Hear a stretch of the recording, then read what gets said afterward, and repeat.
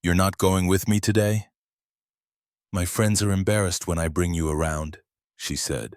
I said, okay, and watched her leave. Packed all my things while she was out. She came home to an empty apartment and a note. Problem solved. She spent the night calling. I spent it at my new place.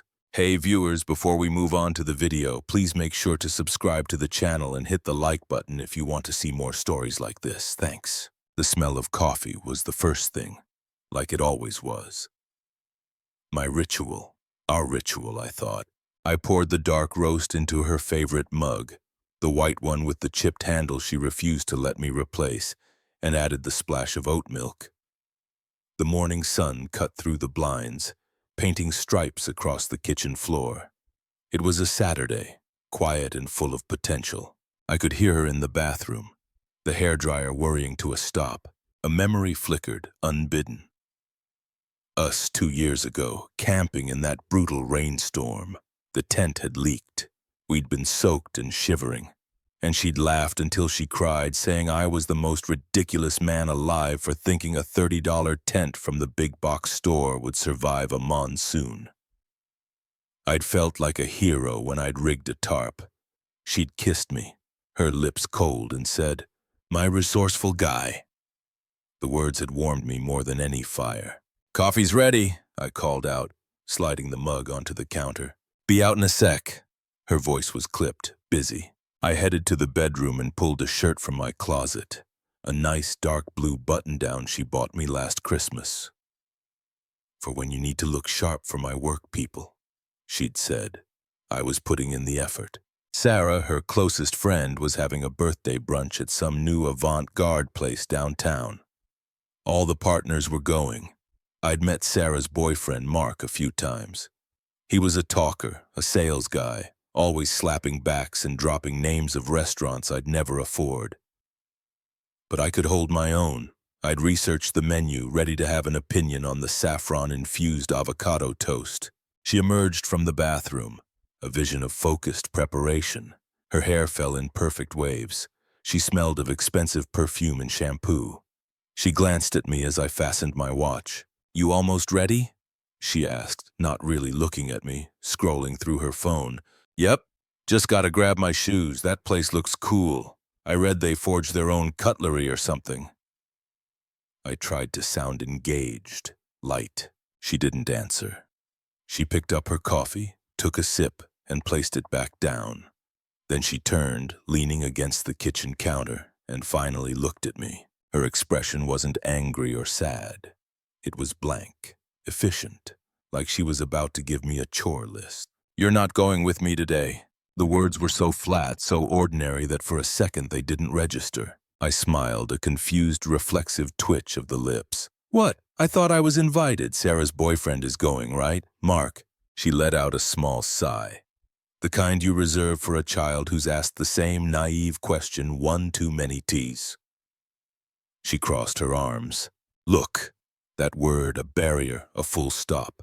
"My friends are embarrassed when I bring you around." "Okay." The air left the room. The stripe of sunlight on the floor seemed to freeze. Embarrassed. "It's just," she continued, her gaze drifting over my shoulder as if explaining something very simple to a very slow person. "Not a good fit. You're not like them. You don't get the same things. The conversations just die." Sarah said last time you tried to explain how a catalytic converter works when they were talking about carbon offset credits, it was awkward for everyone. My mind scrambled. Last month, the rooftop bar. Mark had been loudly, wrongly explaining emissions trading. I'd quietly corrected a fundamental technical point. I thought I was contributing. She'd squeezed my hand under the table hard.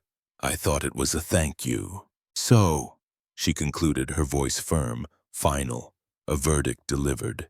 "Just stay home, clean the garage or something. I'll be back by dinner." She picked up her small, expensive purse and walked toward the door. I stood there, the dark blue shirt suddenly feeling like a costume, a pathetic attempt to belong to a play where I'd already been written out. The reality of it, the sheer casual cruelty settled over me like a physical weight. This wasn't a fight. This wasn't a heated moment of anger she'd regret. This was a cold, premeditated dismissal. She had discussed my social inadequacies with her friends. They had collectively decided I was an embarrassment. And she, my girlfriend of 4 years, the woman who'd called me her resourceful guy, had agreed with them, had let me get dressed, let me make her coffee before handing down the sentence. All the little moments clicked into a horrible, clear picture. The way she'd started editing my stories before I told them to her friends. The subtle was when I mentioned my job in network security. "He's in computers," she'd say, a vague wave of her hand. The gradual decline of invitations to her after-work events. I thought she was protecting my time, my introvert energy. I was an idiot. She was protecting her social currency. The heat of shame rose in my cheeks, followed immediately by a wave of cold, pure clarity. This was the truth. This had always been the truth, and I'd been painting over it with memories of leaky tents and early morning coffee. She had her hand on the doorknob. I didn't yell, I didn't plead, I didn't ask what I'd done wrong or how I could fix it. The switch had flipped. The man who wanted to fix things for her was gone. Erased by 7 words. My voice, when it came, was quiet, utterly calm. It didn't even sound like mine. "Okay." I reached up and began to undo the buttons of the shirt, the sharp, smooth fabric she'd picked out. 1 button, 2. She paused, glanced back. For a fraction of a second, I saw something flicker in her eyes. Not regret, but surprise. Surprise at the lack of resistance, the lack of drama. It unsettled her plan, but it passed quickly, replaced by a shrug of mild irritation. My compliance was just another form of my awkwardness. "Good," she said, the word empty. "We'll talk later." She opened the door and stepped out into the hallway. The sound of her heels clicked decisively toward the elevator. I stood in the middle of our living room holding the unbuttoned shirt. The door swung shut with a soft, definitive click. Silence. The apartment, which moments before had felt like a shared space, a home, was suddenly just a box of air. The smell of her perfume hung in it, cloying and foreign. The stripe of sunlight on the floor was just light on cheap laminate.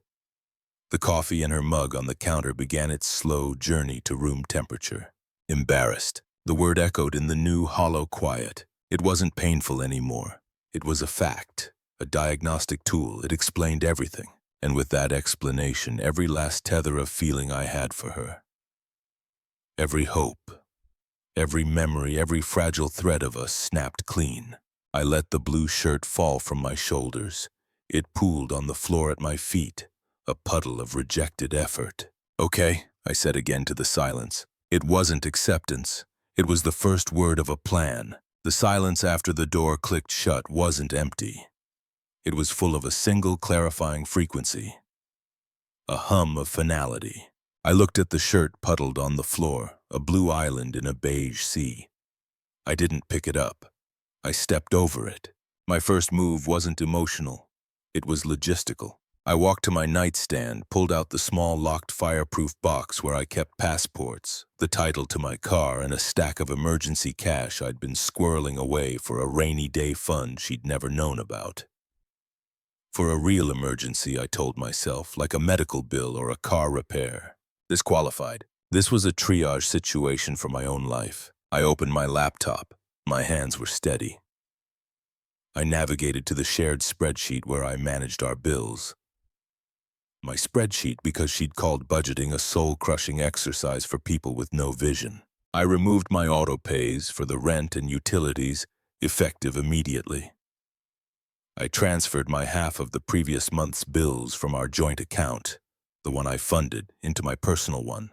Then I closed the joint account entirely. Online, it took 90 seconds. The click of the mouse was the only sound in the apartment. Then I got to work. I pulled my old duffel bag and suitcases from the top of the closet. I started in the bedroom. My clothes, my shoes, my books. I didn't sort, I didn't reminisce. Every item received a binary verdict. Mine or hers. Mine went into a case. Hers was left exactly where it was. The sweater she'd bought me for my birthday stayed on the hanger. The framed photo from our trip to the coast stayed on the shelf. My smiling face now a ghost in her narrative. The bathroom was next. my razor, my shaving cream. The specific brand of deodorant she'd always wrinkled her nose at went into a toiletry bag. The expensive cologne she'd picked out for me, the one that fit the man she saw me becoming, stayed on the counter. In the living room, I took the books that were mine. Technical manuals, history paperbacks, a few sci-fi novels she'd mocked as escapist. I left the coffee table books on architecture and fashion. I unplugged my PlayStation and the small, high-quality monitor I used with it. The giant TV we bought together sat dark and silent. I didn't need it. The garage was my domain, my toolbox, my workbench, the mountain bike I maintained myself. These were the things that had, in her eyes, made me unrefined. The tangible evidence of a man who worked with his hands and didn't just talk about market trends. I loaded them into my car with a fierce protective care. Halfway through, my phone buzzed, a text from her sent from the brunch table. A performative gesture for her friends, no doubt. Her. Ordered the truffle eggs, you'd hate it. So rich. Garage looking better? I stared at the screen, the casual cruelty, the assumption of my static, boring presence waiting for her. I didn't block her, not yet. I set the phone to silent and placed it face down on the kitchen counter. I called Leo, my oldest friend from trade school, a guy she'd once called unambitious but harmless. Leo, I need a favor. I need to move a bed and address her today and maybe crash on your couch for a night. To his eternal credit, he asked exactly 0 questions. Address, ETA 1 hour, bring beer. When Leo arrived with his truck, his face was grim. He took in the stacks of boxes by the door, the empty spaces on the shelves. He clapped a heavy hand on my shoulder. That bad, huh? Worse, I said, and that was all the explanation I offered or he required. We loaded the furniture in an efficient, wordless duet. Finally, the apartment was stripped of me. It looked unbalanced, like a smile missing key teeth. The spaces where my things had been were accusing voids. It was perfect. On the bare kitchen counter next to her now cold, full mug of coffee, I placed a single yellow sticky note. I didn't write a novel. I didn't explain my pain or list her failures. I wrote 2 words that addressed her stated problem with the clinical precision of an engineer solving for X. Problem solved. I took one last look. This wasn't my home. It was a stage set where I'd been playing a supporting role in her life. The set was being struck. I walked out, closing the door softly on the past 4 years. My new place was a studio apartment over a quiet garage. It smelled of fresh paint and pine cleaner. The floors were bare concrete. The windows looked out on a large oak tree. It was empty, clean, and utterly blessedly mine. Leo helped me haul the bed frame up the narrow stairs. We assembled it in silence. The metallic clicks and turns became a new kind of ritual. As we finished, my phone, still face down on the counter in the old apartment, began to light up. I brought my work laptop and had it set up on a cardboard box. A notification popped up. A missed call. Then another. Then a text alert synced to the desktop. I didn't look. I ordered pizza for Leo and me. We ate it straight from the box, sitting on the floor, drinking the beer we brought. He told me a stupid story about a client at his auto shop. I laughed. The sound was strange in my ears, but it was real. When he left, the real silence began. Not the hollow silence of the old apartment, but a peaceful, expansive quiet. I lay on my new bed in the dark, staring at the unfamiliar ceiling. The phone in my old life was buzzing like a trapped insect. I imagined her walking in. The key in the lock, the door swinging open, her heels clicking on the floor, then stopping. The pause as her eyes adjusted scanned the living room. The slow walk to the kitchen. Seeing the empty counters, the missing coffee maker. Her mug still full. The sticky note. Picking it up. Reading it. The cold shock turning to hot panic. The frantic search of the closets, the bathroom, the garage. The realization dawning. Not a tantrum, not a temporary storm. An evacuation. The first voicemail arrived in my inbox at 8:17 p.m. Voicemail 1. What the hell? Where are all your things? Is this a joke? Did you move out? Call me right now. This isn't funny. Her voice was a mix of confusion and burgeoning anger. No concern, just a front. The text started a few minutes later. A staccato burst of disbelief. Her. 8:23 p.m. We need to talk. Her. 8:31 p.m. You can't just leave. What about the rent? What about the lease? Her. 8:45 p.m. My friends are asking where you are. Sarah said it was weird you just bailed. This is so awkward for me. Her. 9:12 p.m. Okay, I'm sorry about what I said. Okay, you took it too personally. It was just brunch. Can you please be an adult and call me? I read them on my laptop screen, each notification a little pulse of validation. Awkward for her. That was the core takeaway. Not I hurt you, but you're making my social life inconvenient. I went to bed and slept a deep, dreamless sleep for the first time in months. The unraveling was slow, public, and poetic. Week 1. The tone shifted from anger to needling. Her. The kitchen sink is making a weird gurgling noise. You always knew how to fix that. Her. I got a late fee on the electric bill. The autopay didn't go through. Did you do something with the account? Her. Mark asked about you at dinner. He said, you were actually really knowledgeable about that crypto mining energy stuff. He wanted to pick your brain. I didn't respond. I was busy. I hung shelves. I bought a plant. I signed up for a weekend workshop on woodworking. Week 2. The first fracture in her social armor appeared. A message from Sarah, her tone dripping with condescending concern. Sarah. Hey, this is Sarah. Look, I don't know what's going on with you two, but you're really hurting her. She's a mess. Whatever manly pride thing you're doing, just get over it. Real men don't ghost, they work it out. I typed an online reply. My first communication to anyone in her orbit. Me, there's nothing to work out, we're done. I blocked her number. Week 3. The karma engine shifted from social to practical. A mutual friend, Ben, a decent guy who'd always been caught in her crowd, sent me a message. It was a simple screenshot of a group chat. I could see her name, Sarah's, Mark's, a few others. Her in chat. I don't get it. He just left over one comment, so fragile. Mark. Yeah, but babe, you said we were embarrassed by him in front of my guys. That's cold. LOL. Sarah. Mark, not helpful. She's grieving. Ben to me privately. Dude, they're tearing into her. Mark's been making snide comments ever since. Said, if you're so embarrassing, why is she freaking out? Sarah's pissed you called her bluff. It's a show. You okay? I wrote back to Ben. Me. I'm good, thanks, man. That night, a new voicemail. Her voice was thick, shaky. The performance of remorse. Voicemail 2. Please pick up. Please, I get it now. I was awful.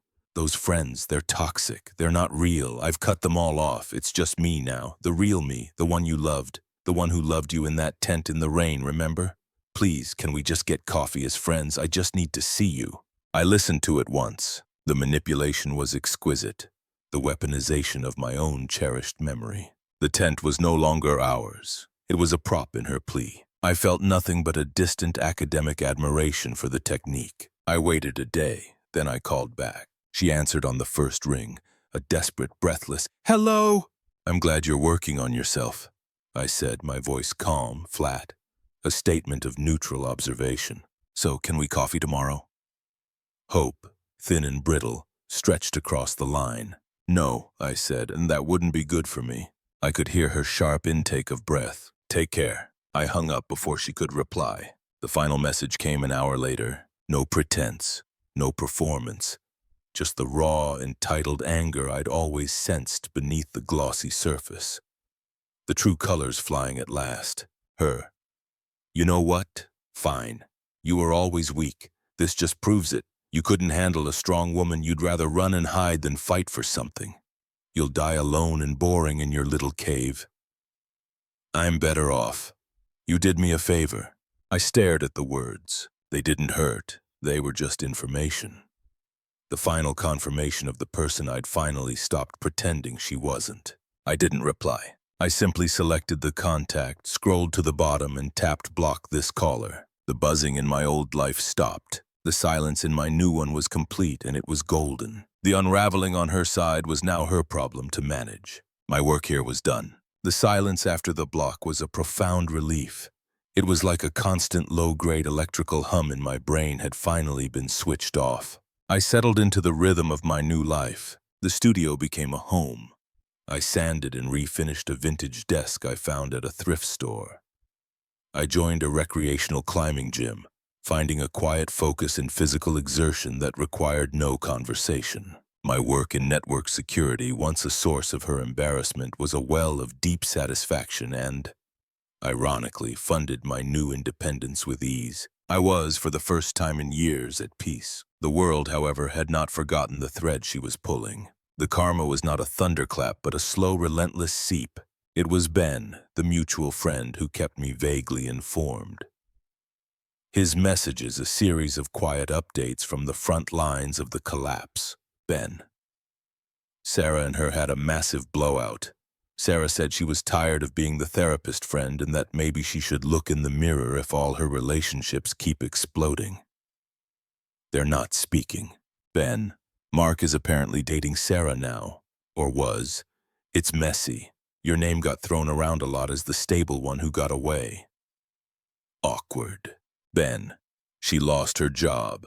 Not fired, but encouraged to pursue other opportunities after she blew up at a client who reminded her of you.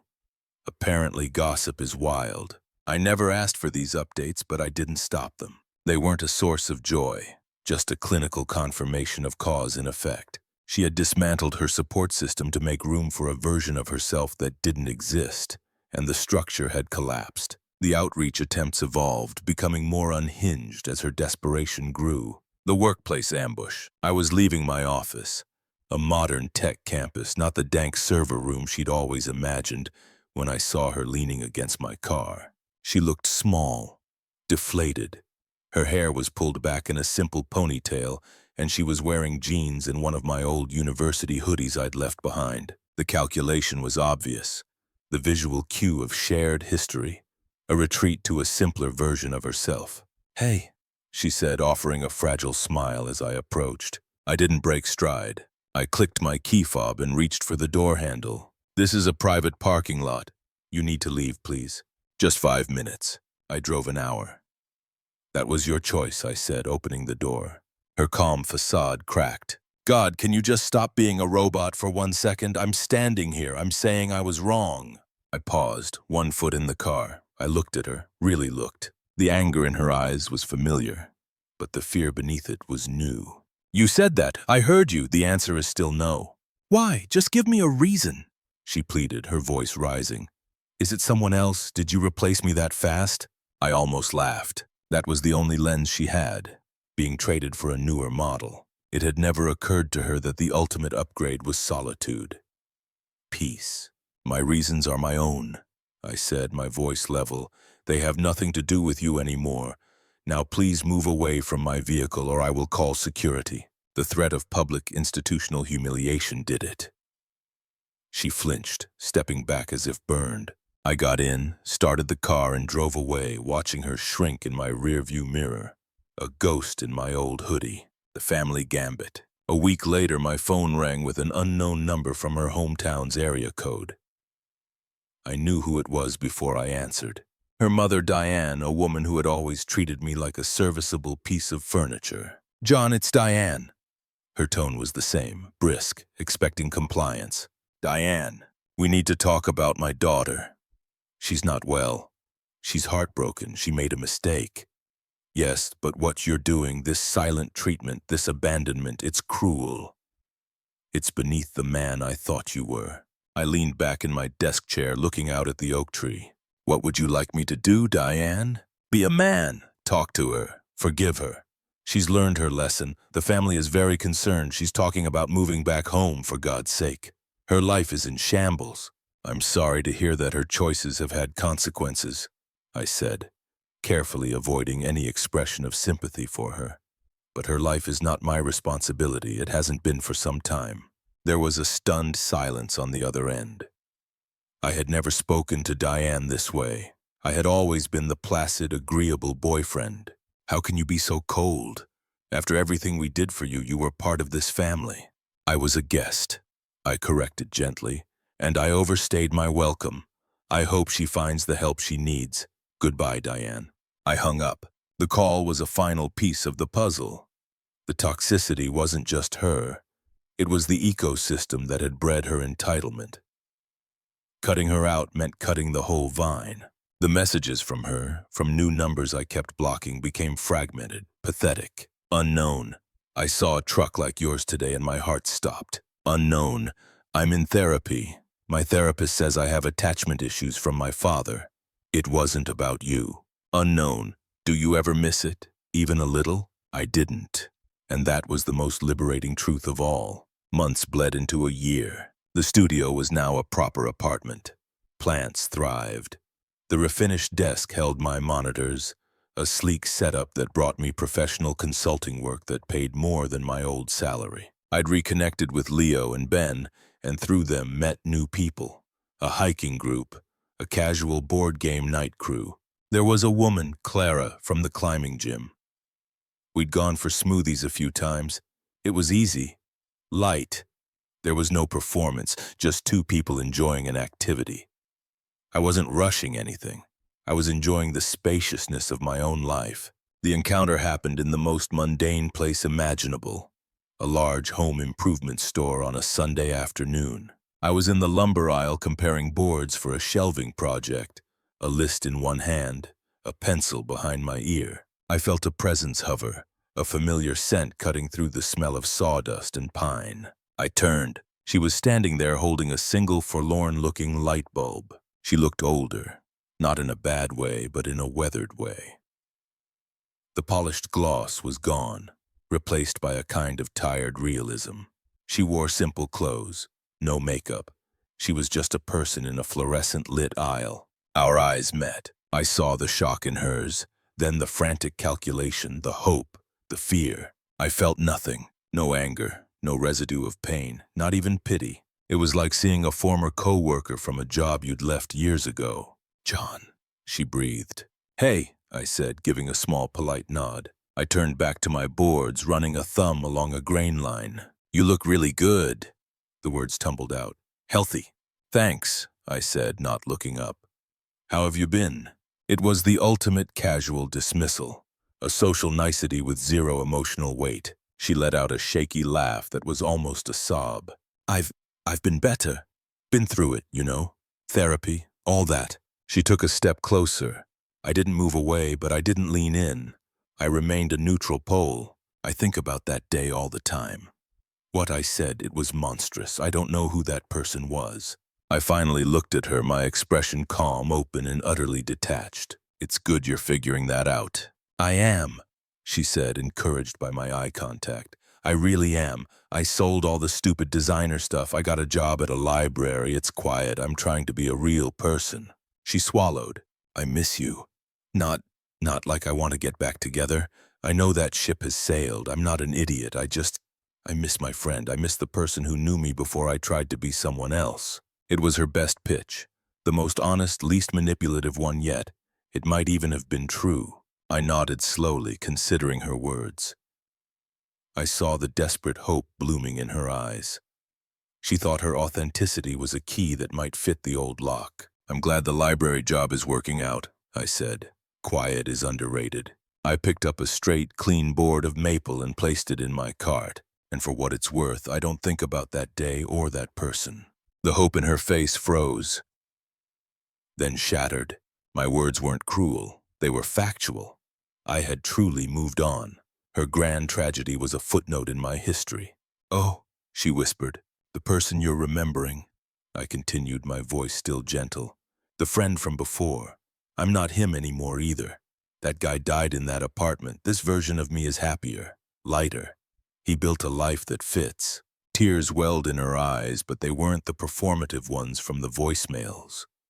They were the quiet, devastating tears of final understanding. "So there's no room even for a coffee?" I offered her a small, sincere smile. It held no malice, no gloating. It was the smile of a man completely at peace. "My life is really full right now, and I've learned to protect my peace. It's nothing personal.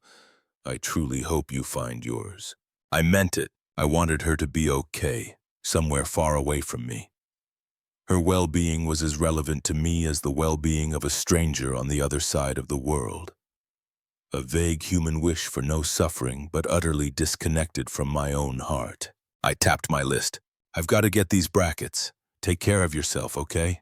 I gave her one last nod, the kind you'd give a cashier or a passerby who held a door, and pushed my cart down the aisle.